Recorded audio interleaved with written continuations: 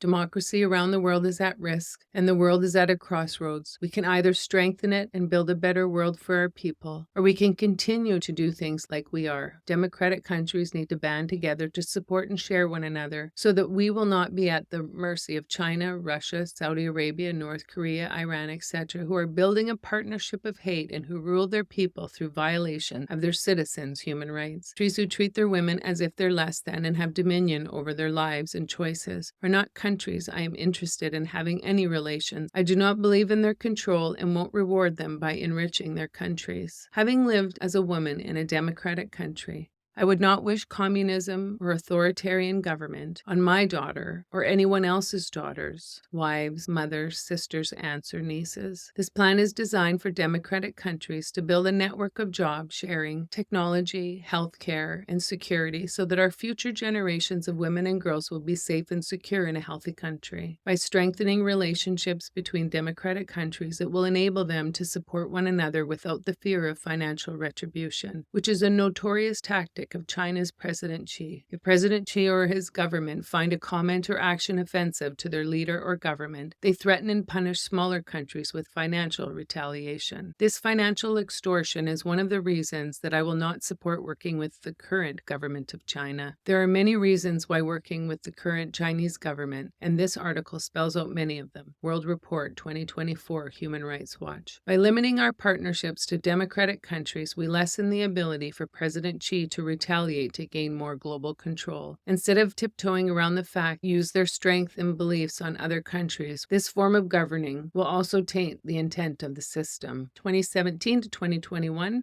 The Chinese Communist Party, threatening global peace and security. China's disregard for human rights, as the Universal Declaration of Human Rights states, all people possess human rights and fundamental freedom that governments must protect. The government of the People's Republic of China, PRC, guided by a totalitarian ideology under the absolute rule of the Chinese Communist Party, CCP, deprives citizens of their rights in a sweeping scale and systematically curtails freedoms as a way to retain power. People in China cannot practice the religion or belief of their choice. They cannot express their opinions openly or form or join groups of their choosing without fear of harassment, arrest, or retribution.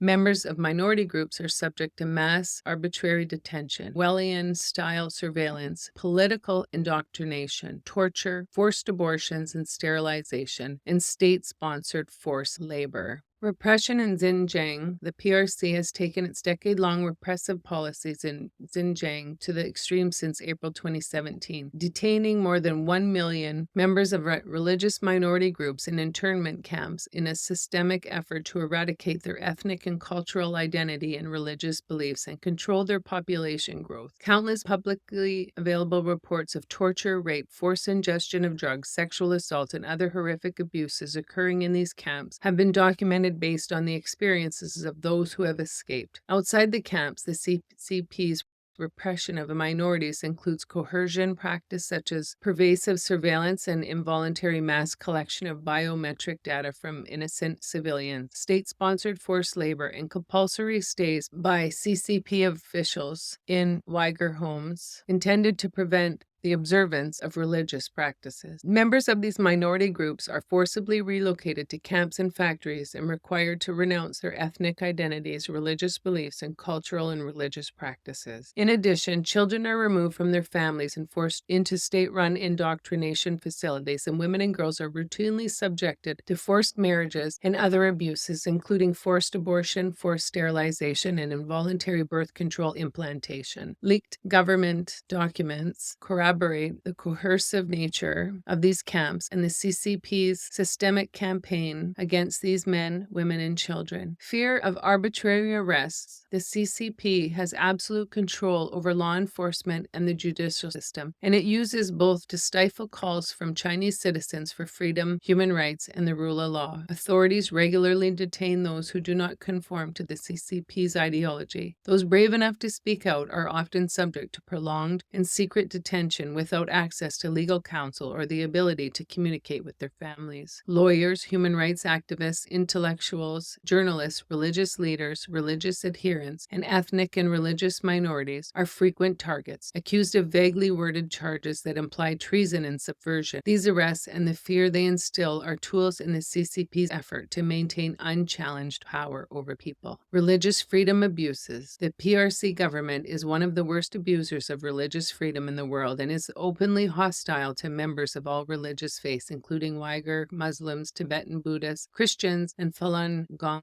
practitioners. The PRC has adopted a 5-year plan to bring all religious doctrine and practice in line with the Communist Party doctrine. This effort calls for rewriting holy texts, forbidding youth from participating in religious activities, and implementation of mass detention camps that indoctrinate detainees in the CCP's ideology and forced renunciation of their faith. Leaked PRC government documents show use of religious-related reasons, such as men wearing beards and women wearing veils, and families having too many children as justification to detain Uyghur Muslims and impose further ideological control on the Chinese population. The CCP has also insisted it has the authority to select Tibetan Buddhist lamas, including the next Dalai Lama, and considers house churches and Falun Gong adherents and their practices to be illegal if they refuse to join the CCP-led organizations or renounce important elements of their beliefs. Authorities routinely shutter or demolish homes of worship and offer cash rewards to those who inform on religious adherence. Individuals found violating the laws and regulations controlling religion are harassed, surveilled, interrogated, arrested, beaten, sentenced to prison, detained, or disappeared. Stifling freedom of expression. The PRC government strictly controls what information is available on the internet within China. Further, the PRC controls all domestic news reporting through direct ownership of news outlets. Daily CCP directives compel Chinese media to report on specific issues and perspectives, ensuring that only information matching the government's desired narrative is shared. The government control of telecommunications infrastructure enables the blocking of websites and mass deletion of microblog posts, instant messages, and user accounts that touch on banned political, social, economic, and religious topics. Thousands of websites are blocked in China, including major news and social media hubs like Google, YouTube, Twitter, and Facebook. The Chinese people lack access to dissenting views, and the fear of severe punishment deters those who want to speak out, imposing a nationwide culture of self-censorship. Forced labor laws in China do not allow for freedom of association, which is a core labor standard. Independent unions are illegal in China, and employers are under no obligation to bargain with workers in good faith. The effects on workers are severe. Occupational safety and health violations are prevalent, with limited enforcement recourse for workers who find themselves in dangerous working conditions. Workers are frequently not paid in many industries. Workplace discrimination is rampant, including recruitment practices that explicitly